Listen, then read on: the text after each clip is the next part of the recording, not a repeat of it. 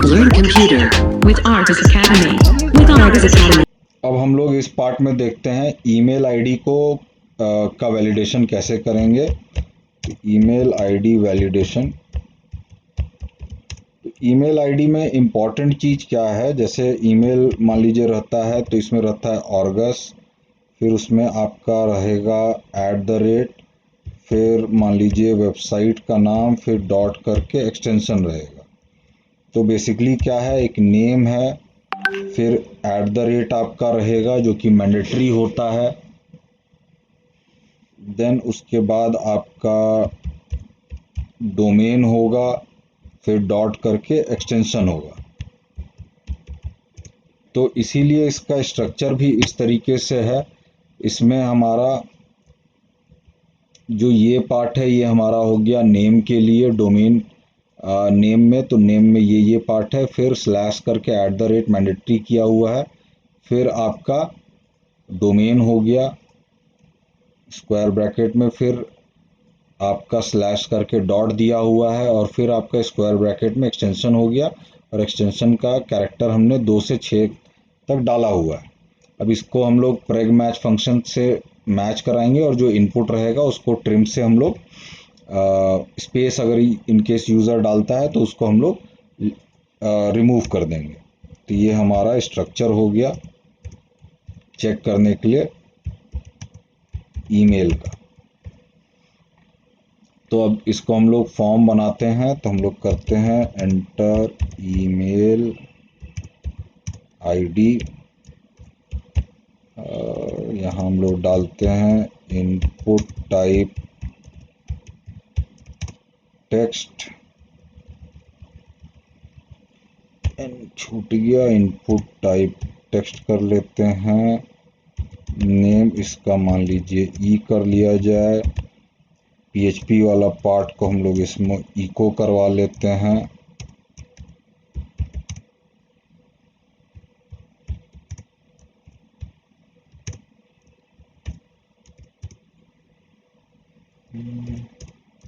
और एक बाहर स्पैन डाल देते हैं जिसमें हम लोग उससे रिलेटेड जो भी PHP से रिलेटेड जो भी जानकारी मिलेगा कि वो सही है या गलत है, उसको हम लोग इस पे डिस्प्ले करा लेंगे।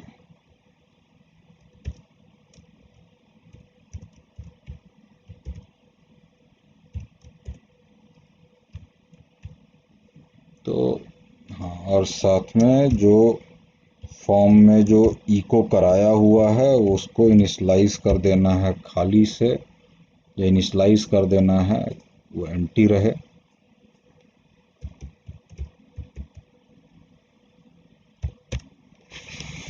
ये हमारा हो गया फॉर्म। अब इसको हम लोग PHP पार्ट पे आते हैं इसके। तो सबसे पहले तो इस सेट से क्रॉस चेक होगा जो हमने ये सबमिट बटन बनाया हुआ है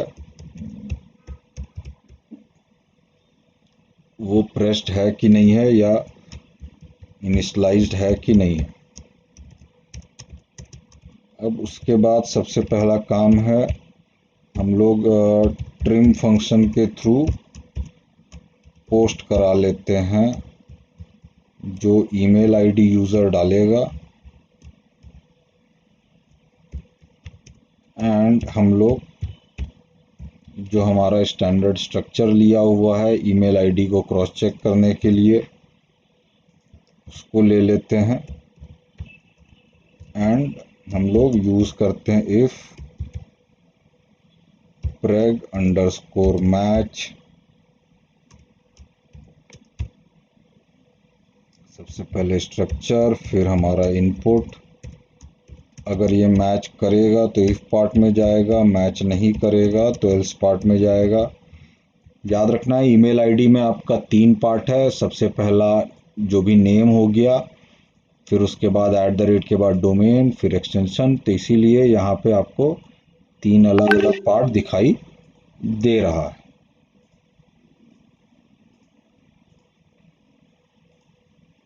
तो हाँ, अब सही रहेगा तो हमारा हम इको करा लेते हैं ओके, और गलत रहने पे हम लोग इको करा लेते हैं check email ID.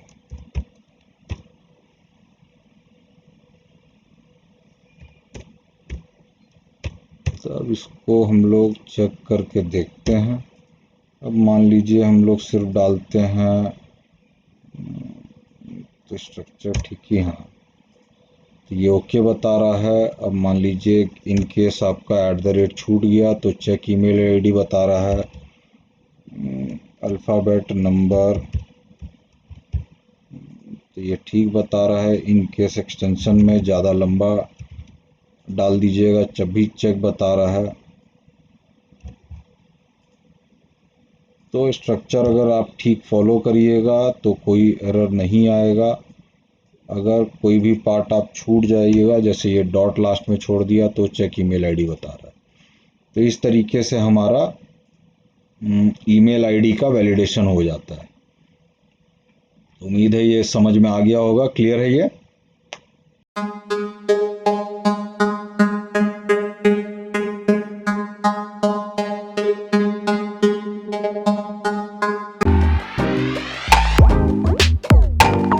Learn computer with Artis Academy. With Artis Academy.